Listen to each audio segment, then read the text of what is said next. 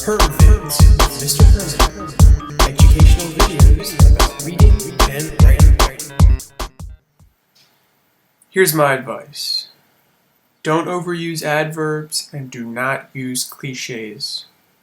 That's what today's presentation is all about, and I apologize for my overuse of facepalm animated GIFs. Creative Writing 2 Storytellers Skill 8. Avoid adverbs and cliches. This is advice telling you what not to do, but of course there's a place for these things if you use them correctly and with purpose. Maybe you have a character who speaks in cliches or adverbs, but for the most part these are just rules to avoid. We're going to use Stephen King's book On Writing, which is a classic book about fiction writing. So this is taken directly from his book. It's about adverbs. Adverbs are words that modify verbs, adjectives, and other adverbs. They're the ones that usually end in ly. Adverbs, like the passive voice, seem to have been created with the timid writer in mind. Consider the sentence, "He closed the door firmly." It is by no means a terrible sentence. At least it's got an active verb going for it. He closed, that's what he's talking about. But ask yourself if firmly really has to be there. You can argue that it expresses a degree of difference between he closed the door and he slammed the door, and you'll get no argument from me, but what about context? What about all the enlightening, not to say emotionally moving prose which came before he closed the door firmly? Shouldn't this tell us how he closed the door? And if the foregoing prose does tell us, isn't firmly an extra word? Isn't it redundant? So here's what he's basically saying here. He's saying that if we know about the character that firmly is just an extra word, if we know the character is someone who uses force, you don't need to say firmly. You can establish it throughout the narrative, and every verb he does doesn't have to match this character. He also distinguishes between closed and slammed. You want to use strong verbs over bad adverbs in general.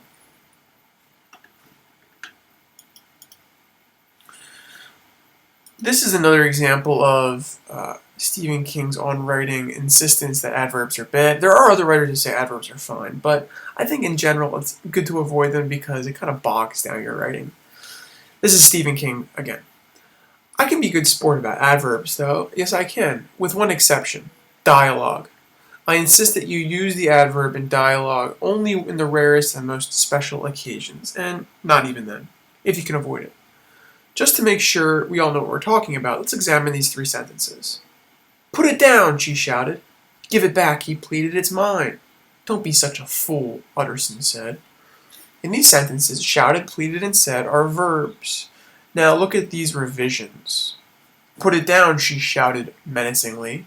"Give it back," he pleaded abjectly. "It's mine." "Don't be such a fool, Jekyll," Utterson said contemptuously.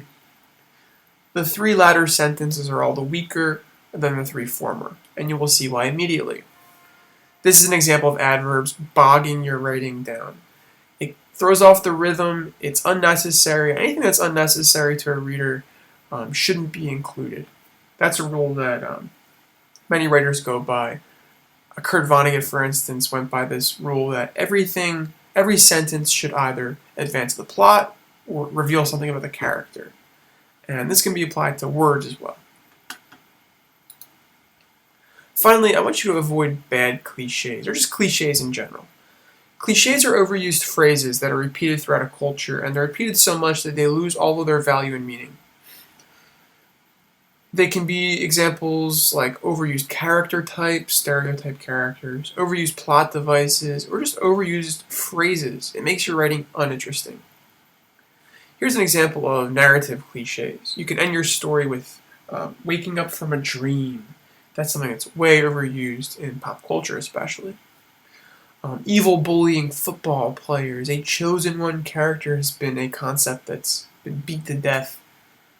Then there's phrasal cliches. These are words or phrases that have been overused and they have lost all their meaning. We'll talk about it with extended figurative language. when people say avoid it like the plague. It is what it is. Think outside the box.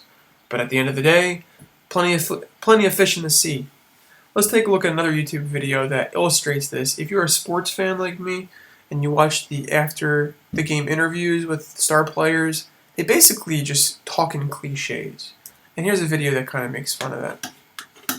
We're only going to watch part of it.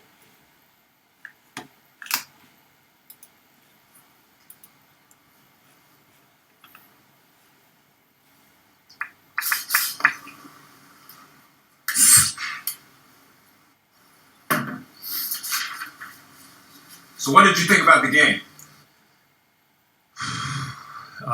First and foremost, I want to thank my Lord and Savior, Jesus Christ, because without him, I wouldn't be here. Listen, I think it is what it is. I think, we obviously came out to play today, but at the end of the day, I think it feels good to finally get the monkey off our backs. It was a total team effort, and it feels good to really go out there and execute. But, we got to realize that tomorrow's a new day. And there you go. So if you watch sports like I do, you'll know what I'm talking about. Check out Sports Talk Network TV to watch the rest of that video if you're interested.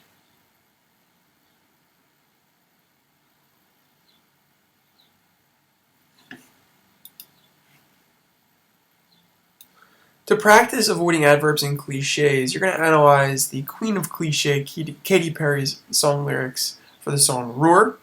To be fair, Katy Perry's Roar was actually written by Katy Perry and several other people. So what you're going to do is you're going to go through her lyrics here and you're going to analyze how many cliches she used over the course of the song. And to give you a hint, it's a lot.